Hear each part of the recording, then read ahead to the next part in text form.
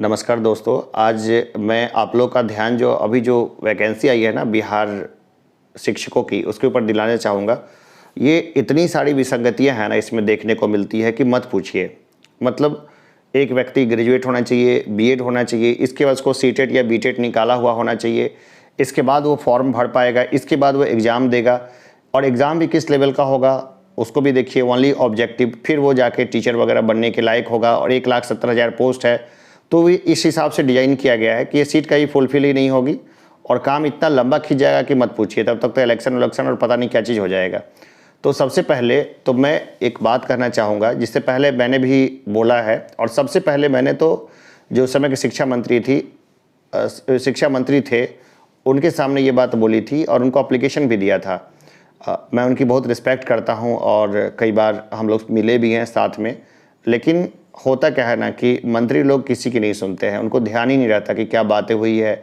ये छोटी मोटी बातें या जिससे चुनावी फ़ायदा होता है इस बारे में तो वो ध्यान देते हैं, लेकिन जिससे लॉन्ग टर्म का फ़ायदा होता है उस पे वो लोग ध्यान नहीं दे पाते हैं। ये अपने यहाँ की आम समस्या है, कुछ अनहोनी नहीं है और इसके लिए मैं उनको दोष भी नहीं देता हूँ। तो देखिए, जितने लोगों ने इंटरव्यू दिया था उनकी संख्या बहुत ज़्यादा नहीं है और इंटरव्यू देने वाले बीपीएससी में बहुत योग्य लोग हैं। उनको भी बिहार प्रधान शिक्षक वाले में और क्या बोलते हैं प्रिंसिपल वाला का जो वैकेंसी आया था उसमें हमने बोला था कि उनको भी चांस दिया जाना चाहिए। यूपीएससी अपने यहाँ वालों को दे रही है चांस, यूपी पीसीएस भी अपने यहाँ जो लोग इंटरव्यू तक पहुँचे थे उनके लिए लेके आ रही है, ये सारी स्कीम्स ले आ चुकी है। तो बिहार में जितनी इतनी सारी वैकेंसीज़ है तो सरकार की पहली घोषणा ही रही है, लेकिन अब उन घोषणाओं के ऊपर में कभी काम हुआ ऐसा कभी दिखा नहीं। और इसके अलावा बहुत सारे लोग जो बीपीएससी में छटे हुए हैं, मैं अपनी ही बात नहीं बताता, और भी बहुत सारे लोग हैं, उनके कॉपी में बहुत सारा घालमेल था और साफ लग रहा था कि हाँ बहुत सारा जो है उसमें क्या बोलते हैं उसको अनियमितता की गई है और जाने या अनजाने में अनियमितता तो हुई है। साथ में ऐसे भरपूर साक्ष्य मिले जिससे ये साफ पता चला कि पैसे लेकर के सीट को अलॉट कर दिया गया है। जिसमें कि एक जो है ना, नाम पूरा नहीं लूँगा, आधा नाम लूँगा, आप समझ जाएंगे। पी सत्संगी थी जो एमओ बनी थी 64 बीपीएससी के जरिए, जो वो पकड़ाई 50,000 के घूस लेते समय, तो उसने स्वीकार किया कि उसके पिताजी को इंटरव्यू के टाइम में काफ़ी पैसा उसको खर्च करना पड़ गया था, जिसके कारण वो उसकी भरपाई के लिए घूस ले रही थी। उसी तरह आर कुमार, नाम पूरा नहीं लूँगा, अंगराज कर्ण के नाम से फेमस रहे, वो पेपर लीक करते हुए पकड़े गए। भाई एक बार जिसने एग्ज़ाम निकाल लिया बीपीएससी का, उसके पास खुद का कॉन्फिडेंस डेवलप हो जाता है, वो गड़बड़ वगैरह नहीं करते हैं। खैर वो भी पकड़ाए तो उनकी अलग कहानी थी।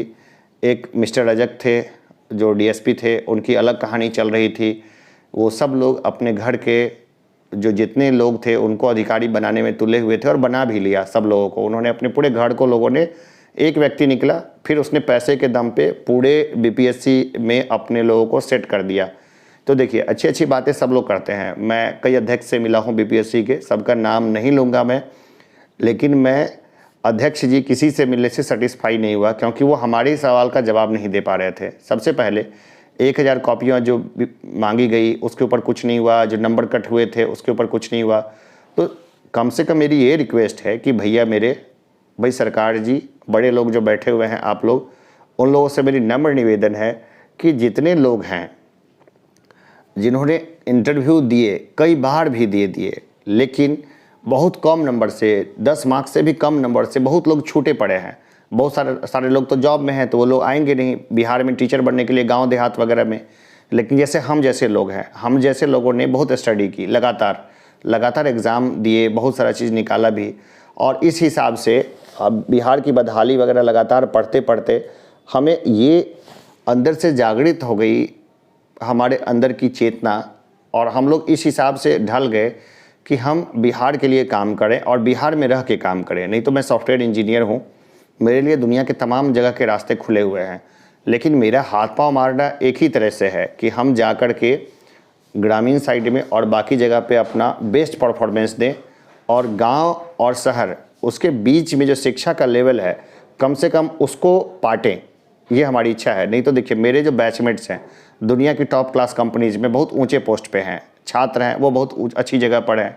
तो मेरे लिए कभी भी इस बात का संकट नहीं है कि हाँ ठीक है कि मैं आखिर करूँगा क्या, या आगे फ्यूचर में क्या होगा। लेकिन मैं जो सेवा देना चाहता हूँ अपने प्रदेश की, क्योंकि मैं जब राजस्थान में था तो मैंने जब JECRC में जब मैं पढ़ा रहा था एज ए कंप्यूटर साइंस में असिस्टेंट प्रोफेसर, तो मैंने 27 बार ब्लड डोनेट किया था उस समय में, टोटल सब मिला के। तो मैंने अदर स्टेट के लिए किया, तो मैं अपने स्टेट के लिए काफ़ी कुछ करना चाहता हूँ और अपने इस पूरे क्षेत्र के लिए। अभी इस बार जिसमें पढ़ाया है मैट्रिकुलेशन के बच्चों को और बाकी चीज़ों को, उसमें भी बहुत अच्छा रिजल्ट देखने को मिला है। तो यहाँ कुछ करने के लिहाज से मैं यहाँ पर हूँ, और ऐसी तरह बहुत सारे लोग होंगे जो चाहते हैं कि बिहार की मिट्टी में कुछ करें। और अभी तो बहुत सारा चीज़ दिखता है लेकिन होता नहीं है। चल, मैं एक और बात बताना चाहूँगा, ये थोड़ा हटके है, कि जो IAS हैं, IAS होने के लिए क्या क्राइटेरिया है। मामूली ग्रेजुएट होना चाहिए, IAS का एग्ज़ाम उसने पास कर लिया, प्री मेंस इंटरव्यू, इसके उसकी पोस्टिंग हो जाती है। भले उसको एग्रीकल्चर का नॉलेज हो ना हो, लेकिन एग्रीकल्चर सेक्रेटरी बना देते हैं। उसके लिए क्या एग्रीकल्चर का कोर्स करवाते हैं उसको, 4 साल का नहीं करवाते हैं। चलिए, मैं ये कहता हूँ कि भाई आप ओपन कर दो ये एग्जामिनेशंस, जैसे कि बहुत सारा उलूल जुलूल क्राइटेरिया जो डाल रखा है, उसमें 50% सीट तो रिजर्व कर दो पुराने टीचरों के लिए और 50% ओपन कर दो सभी के लिए। BEd BTET सब देख लो, या आप सबके मार्क्स निर्धारित कर दो कि CTET है और BTET है, उसको 10 नंबर हम एक्स्ट्रा दे देंगे, ठीक है। और जो लोग करके आएंगे वो लोग अपना BEd CEd या जो भी अदर क्राइटेरिया है वो कर ले अपना। तो ये सब कर दो और देखो कि क्या होता है आगे में। बाकी मैं बता दूं कि बहुत बड़ा स्टूडेंट्स का हुजूम है, लेकिन स्टूडेंट्स का प्रतिनिधित्व नहीं है, न लोकसभा में न विधानसभा में। इसलिए भी बड़े नेता और कोई भी उनकी बात नहीं सुनते। ठीक, इसके ऊपर तो सेपरेट मैं वीडियो बनाऊंगा अच्छे तरीके से, और बाकी चीज़ चलती रहेगी। तो मेरी अभी रिक्वेस्ट है सभी लोगों से कि भले मेरी बात नक्काड़ खाने में तूती की आवाज़ हो, लेकिन मैं चाहूँगा कि अभी जो वैकेंसी आई है इसका दायरा बढ़ाया जाए, ताकि अच्छे लोग इस सेवा में बड़े पैमाने पे आएँ और ग्रामीण साइड में भी बच्चों को बहुत अच्छी शिक्षा मिले। मैं खुद अपनी मर्जी से ग्रामीण साइड में पढ़ा रहा हूँ बच्चों को, और बहुत अच्छा वहाँ का रिजल्ट है। तो मुझे अगर वहीं पर बढ़िया स्कूल में भी अगर काम मिल जाए, वैसे मैं कॉलेज के भी लायक हूँ, लेकिन स्कूल में मैं फंडामेंटल में चाहता हूँ कि बच्चों को अच्छी शिक्षा देना। तो चलिए, हम लोग फिर मिलते हैं ब्रेक के बाद, फिर मिलते ही रहेंगे। धन्यवाद।